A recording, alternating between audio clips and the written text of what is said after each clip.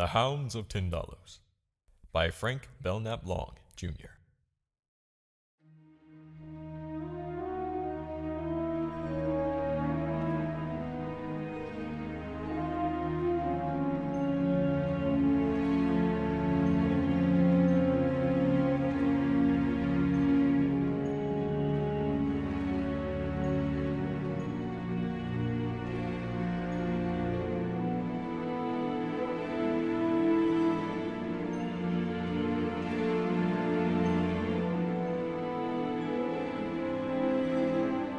I'm glad you came, said Chalmers. He was sitting by the window, and his face was very pale. Two tall candles guttered at his elbow and cast a sickly amber light over his long nose and slightly receding chin. Chalmers would have nothing modern about his apartment. He had the soul of a medieval ascetic, and he preferred illuminated manuscripts to automobiles, and layering stone gargoyles to radios and adding machines. As I crossed the room to the settee he had cleared for me, I glanced at his desk and was surprised to discover that he had been studying the mathematical formulae of a celebrated contemporary physicist, and that he had covered many sheets of thin yellow paper with curious geometric designs. Einstein and John Dee are strange bedfellows, I said as my gaze wandered from his mathematical charts to the 60 or 70 quaint books that comprised his strange little library. Plotinus and Emmanuel Moscopulus, St. Thomas Aquinas and Frenicle de Bessy stood elbow to elbow in the somber ebony bookcase, and chairs, table, and desk were littered with pamphlets about medieval sorcery and witchcraft and black magic, and all the valiant glamorous things that our modern world has repudiated. Chalmers smiled engagingly, and passed me a Russian cigarette on a curiously carved tray. We are just discovering now, he said, that the old alchemists and sorcerers were 2/3 right, and that your modern biologist and materialist is 9/10 wrong. You have always scoffed at modern science, I said, a little impatiently. Only it's scientific dogmatism, he replied.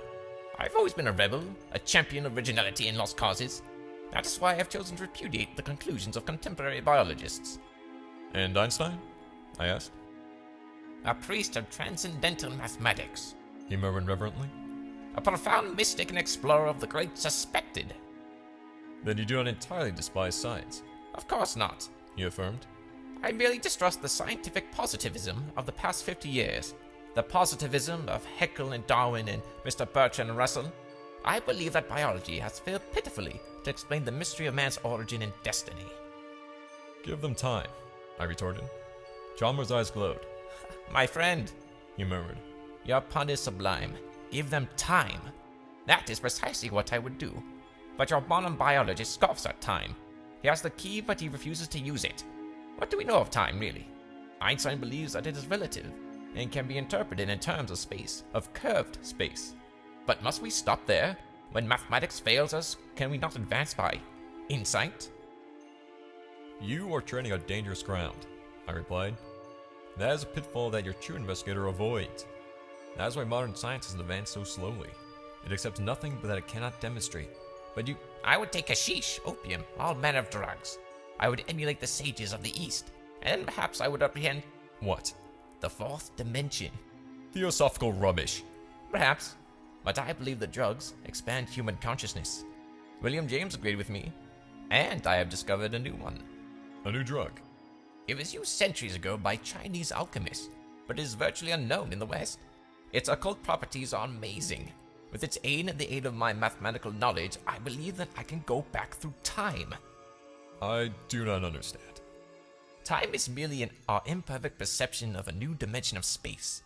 Time and motion are both illusions. Everything that has existed from the beginning of the world exists now. Events that occurred centuries ago on this planet continue to exist in another dimension of space. Events that will occur centuries from now exist already. We cannot perceive their existence because we cannot enter the dimension of space that contains them. Human beings, as we know them, are merely fractions, infinitesimally small fractions of one enormous whole. Every human being is linked with all the life that has preceded him on this planet. All of his ancestors are parts of him. Only time separates him from his forebears, and time is an illusion and does not exist. I think I understand, I murmured. It will be sufficient for my purpose if you can form a vague idea of what I wish to achieve. I wish to strip from my eyes the veils of illusion that time has thrown over them, and see the beginning and the end.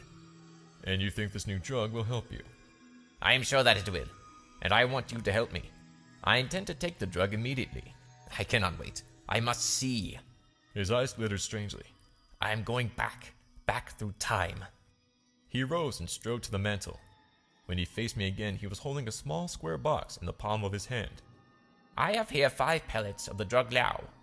It was used by the Chinese philosopher Lao Zi, and while under its influence he visioned Tao. Tao is the most mysterious force in the world. It surrounds and pervades all things. It contains the visible universe and everything that we call reality. He who apprehends the mysteries of Tao sees clearly all that was and will be. Rubbish, I retorted. Tao resembles a great animal, recumbent, motionless, containing in its enormous body all the worlds of our universe, the past, the present, and the future. We see portions of this great monster through a slit, which we call time. With the aid of this drug, I shall enlarge the slit. I shall behold the great figure of life, the great recumbent beast in its entirety. And what do you wish me to do? Watch, my friend. Watch and take notes. If I go back too far, you must recall me to reality. You can recall me by shaking me violently. If I appear to be suffering acute physical pain, you must recall me at once. Chalmers, I said, I wish you wouldn't make this experiment. You're taking dreadful risks.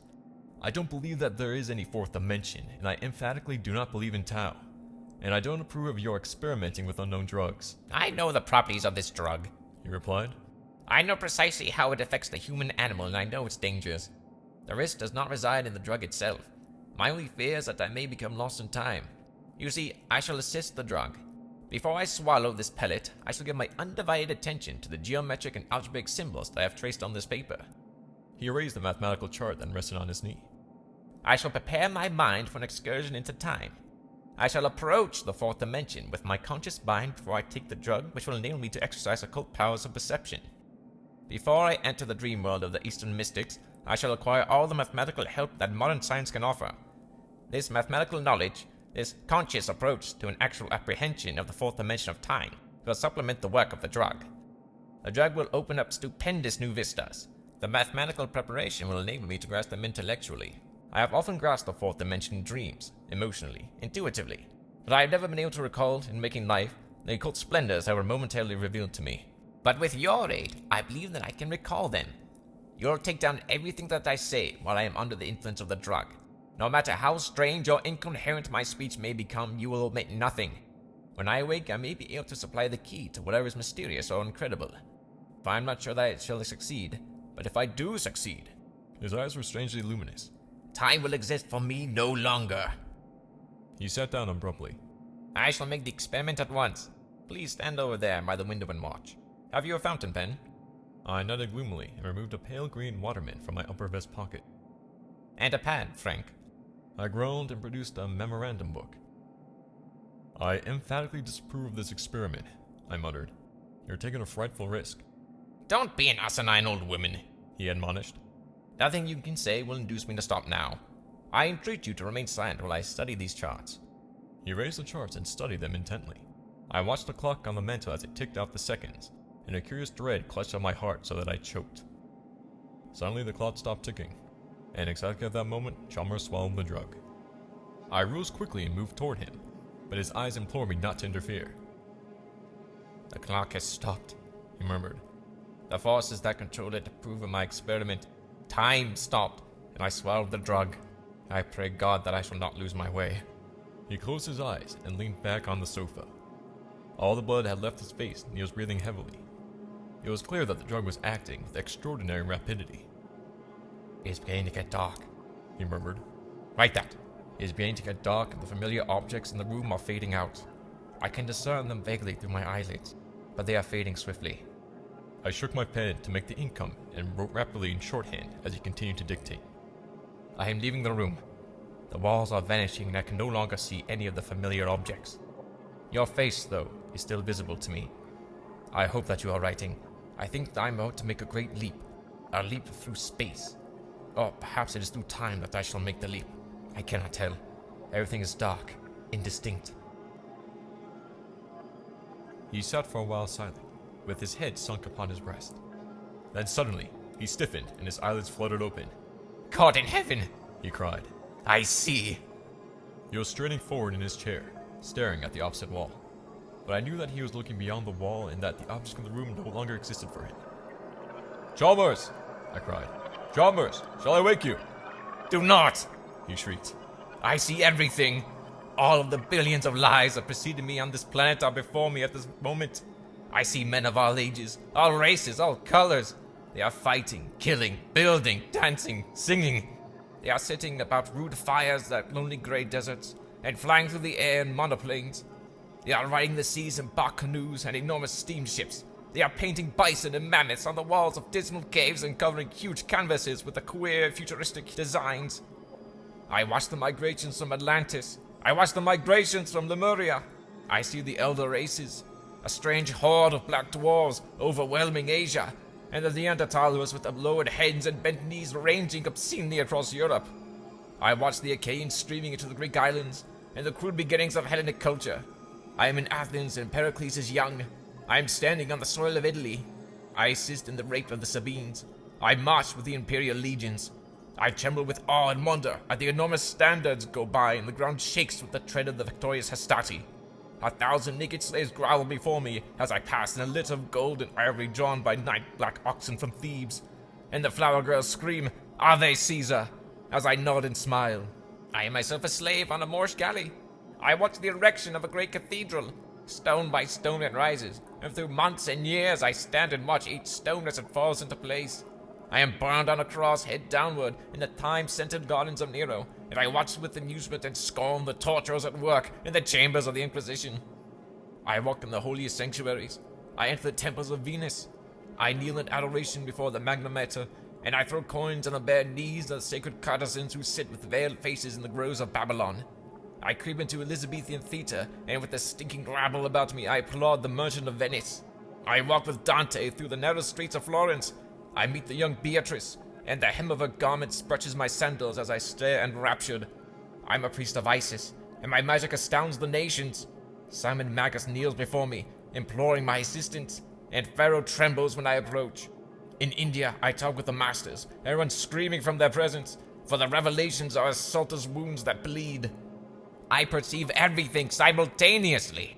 I perceive everything from all sides. I am a part of all the teeming billions about me. I exist in all men, and all men exist in me. I perceive the whole of human history in a single instant, the past and the present. By simply straining, I can see farther and farther back. I am going back through strange curves and angles. Angles and curves multiply about me. I perceive great segments of time through curves. There is curved time and angular time. The things that exist in angular time cannot enter curved time. It is very strange. I'm going back and back. Man has disappeared from the earth. Gigantic reptiles crouch beneath enormous palms and swim through the loathly black waters of dismal lakes. Now the reptiles have disappeared.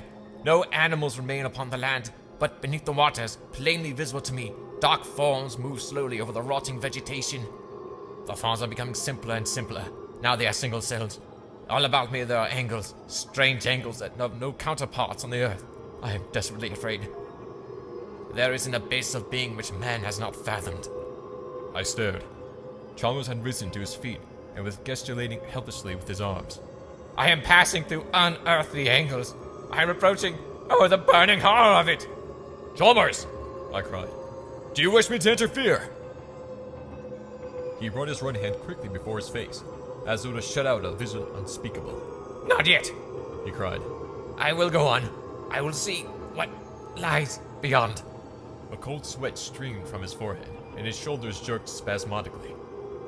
Beyond life there are His face grew ashen with terror. things that I cannot distinguish. They move slowly through angles. They have no bodies, and they move slowly through outrageous angles. It was then that I became aware of the odor of the room. It was pungent, indescribable odor, so nauseous that I could scarcely endure it.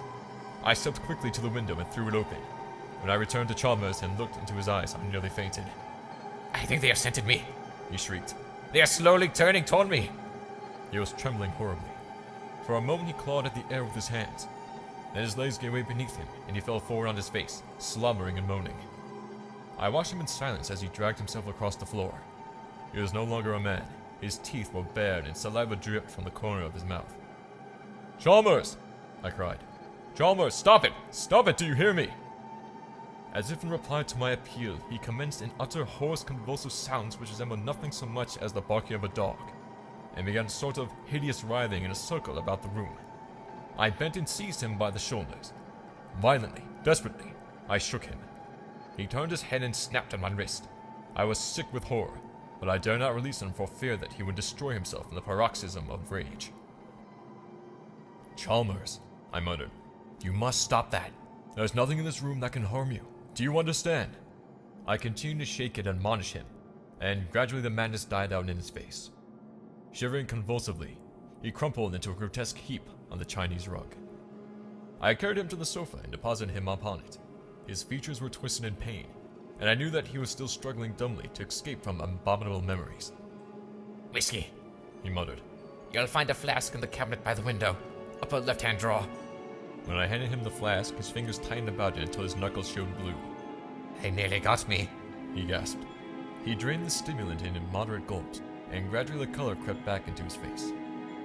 "That drug was the very devil," I murmured. "It wasn't the drug," he moaned. His eyes no longer glared insanely, but he still wore the look of a lost soul. "They scented me in time," he moaned. "I went too far." "What were they like?" I said, to humor him. He leaned forward and gripped my arm. He was shivering horribly. "No words in our language can describe them." He spoke in a hoarse whisper. "They are symbolized vaguely in the myth of the fall, in an obscene form which is occasionally found engraved on ancient tablets. The Greeks had a name for them, which veiled their essential foulness. The tree, the snake, and the apple. These are the vague symbols of a most awful mystery." His voice had risen to a scream. Frank, a terrible, unspeakable deed was done at the beginning. Before time, the deed, and from the deed... He had risen and was hysterically pacing the room. "The seeds of the deed move through angles and dim recesses of time. They are hungry and athirst." "Chalmers," I pleaded to quiet him. "We are living in the 3rd decade of the 20th century." "They are lean and athirst," he shrieked. "The Hounds of Tindalos." "Chalmers, shall I phone a physician?" "A physician cannot help me now. They are horrors of the soul, and yet..." He hid his face in his hands and groaned. "They are real, Frank. I saw them for a ghastly moment. For a moment I stood on the other side. I stood on the pale grey shores beyond time and space. In an awful light that was not a light, in a silence that shrieked, I saw them. All the evil in the universe was concentrated in their lean, hungry bodies. Or had they bodies? I saw them for only a moment. I cannot be certain. But I heard them breathe. Indescribably, for a moment I felt their breath upon my face. They turned toward me and I fled screaming. In a single moment I fled screaming through time. I fled down quintillions of years. But they scented me. Men awakened their cosmic hungers. We have escaped, momentarily, from the foulness that rings them round. They thirst for that in us which is clean, which emerged from the deed without stain. There's a part of us which did not partake in the deed, and that they hate. But do not imagine they are literally, prosaically evil. They are beyond good and evil as we know it. They are that which in the beginning fell away from cleanliness. Through the deed they became bodies of death, receptacles of all foulness. But they are not evil in our sense, because in the spheres through which they move there is no thought, no morals, no right or wrong as we understand it. There is merely the pure and the foul. The foul expresses itself through angles, the pure through curves. Man, the pure part of him, is descended from the curve. Do not laugh. I mean that literally. I rose and searched for my hat. "I'm dreadfully sorry for you, Chalmers," I said as I walked toward the door. "But I don't intend to stay and listen to such gibberish. I'll send my physician to see you. He's an elderly, kindly chap, and he won't be offended if you tell him to go to the devil. But I hope you'll respect his advice. A week's rest in a good sanitarium should benefit you immeasurably." I heard him laughing as I descended the stairs, but his laughter was so utterly mirthless that it moved me to tears. When Chalmers phoned the following morning, my first impulse was to hang up the receiver immediately. His request was so unusual and his voice was so wildly hysterical that I feared any further association with him would result in the impairment of my own insanity. But I could not doubt the genuineness of his misery, and when he broke down completely I heard him sobbing over the wire. I decided to comply with his request. "Very well," I said. I will come over immediately and bring the plaster. En route to Chalmers' home, I stopped at a hardware store and purchased 20 pounds of plaster of Paris. When I entered my friend's room, he was crouching by the window, watching the opposite wall out of eyes that were feverish with fright. When he saw me, he rose and seized the parcel containing the plaster with an avidity that amazed and horrified me. He had extruded all the furniture, and the room presented a desolate appearance. It is just conceivable that we can thwart them, He exclaimed. but we must work rapidly. Frank, there's a stepladder in the hall. Bring it here immediately, and then fetch a pail of water. What for? I murmured. He turned sharply, and there was a flush in his face. To mix the plaster, you fool! He cried. To mix the plaster that will save our bodies and souls from a contamination unmentionable. To mix the plaster that will save the world from... Frank, they must be kept out! Who? I murmured. The Hounds of Tindalos! He muttered. They can only reach us through angles. We must eliminate all angles from this room. I shall plaster up all the corners, all the crevices. We must make this room resemble the interior of a sphere. I knew that would have been useless to argue with him.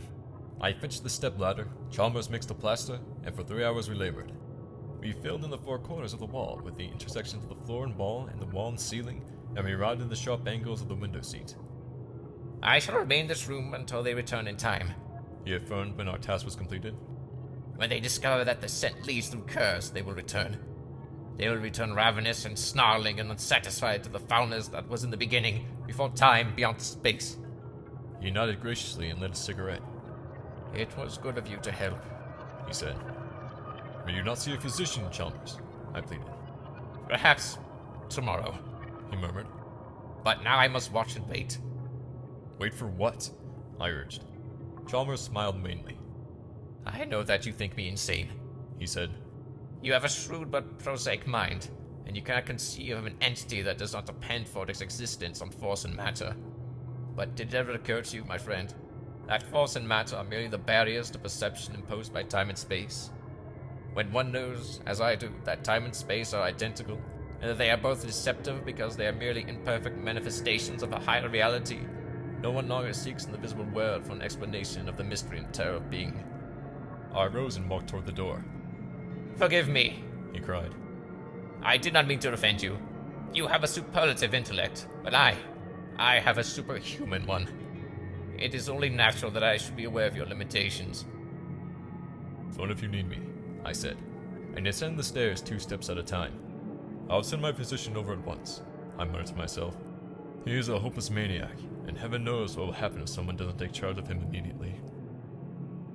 The following is a condensation of 2 announcements which appeared in the Pagettville Gazette for July 3, 1928.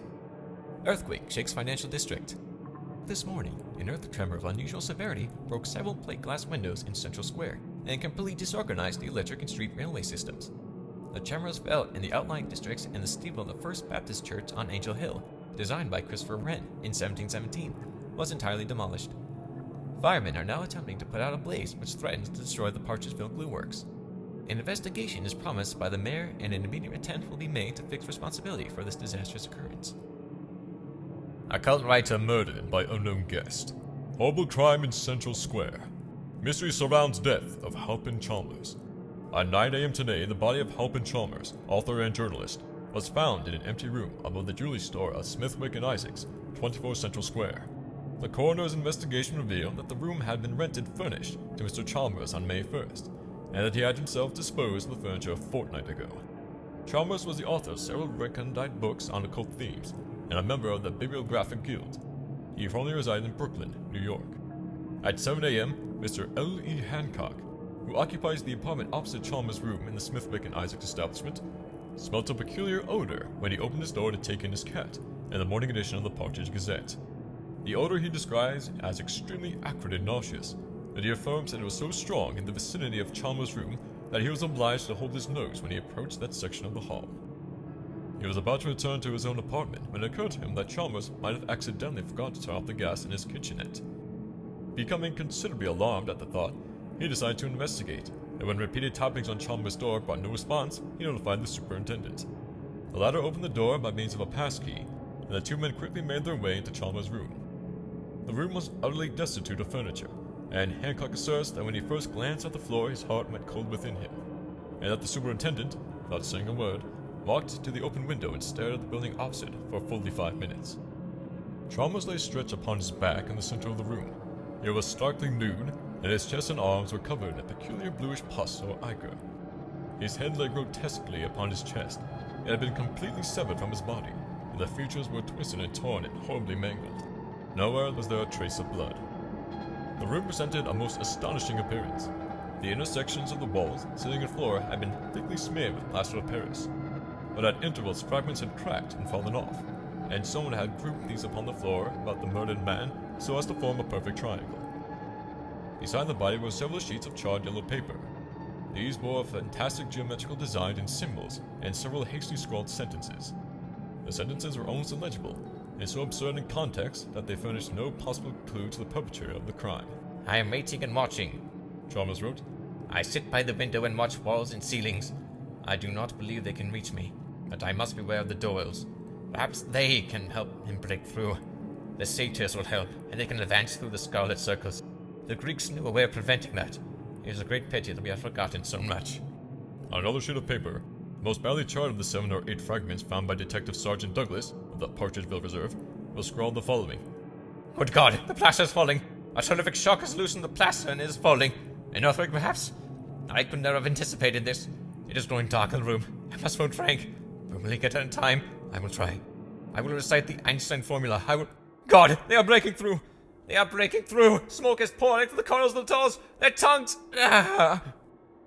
In the opinion of Detective Sergeant Douglas, Chalmers was poisoned by some obscure chemical. He has sent specimens of the strange blue slime found on Chalmers' body to the Partridgeville Chemical Laboratories, and he expects the report will shed new light on one of the most mysterious crimes in recent years.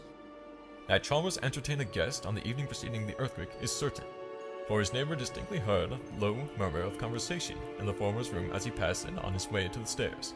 Suspicion points strongly to this unknown visitor, and the police are diligently endeavoring to discover his identity. Report of James Morian, chemist and bacteriologist. My dear Mr. Douglas, the fluid sent to me for analysis is the most peculiar that I have ever examined. It resembles living protoplasm, but it lacks the peculiar substance known as enzymes. Enzymes catalyze the chemical reactions occurring in living cells, and when the cell dies, they cause it to disintegrate by hydrolyzation. Without enzymes, protoplasm should possess enduring vitality, i.e., immortality. Enzymes are the negative components, so to speak, of unicellular organism, which is the basis of all life. That living matter can exist without enzymes, biologists emphatically deny. And yet the substance that you have sent me is alive and lacks these indispensable bodies. Good God, sir, do you realize what astounding new vistas this opens up? Excerpt from The Secret Watchers by the late Halpin Chalmers. What if, parallel to the life we know, there's another life that does not die, which lacks the elements that destroy our life? Perhaps in another dimension there is a different force than which generates our life. Perhaps this force emits energy or something similar to energy, which passes from the unknown dimension where it is and creates a new form of cell life in our dimension. No one knows that such new cell life does exist in our dimension, but I have seen its manifestations. I have talked with them. In our room at night I have talked to the Doyles, and in dreams I have seen their maker. I have stood on the dim shore beyond time and matter and seen it move through strange curves and outrageous angles. Someday I shall travel in time and meet it face to face.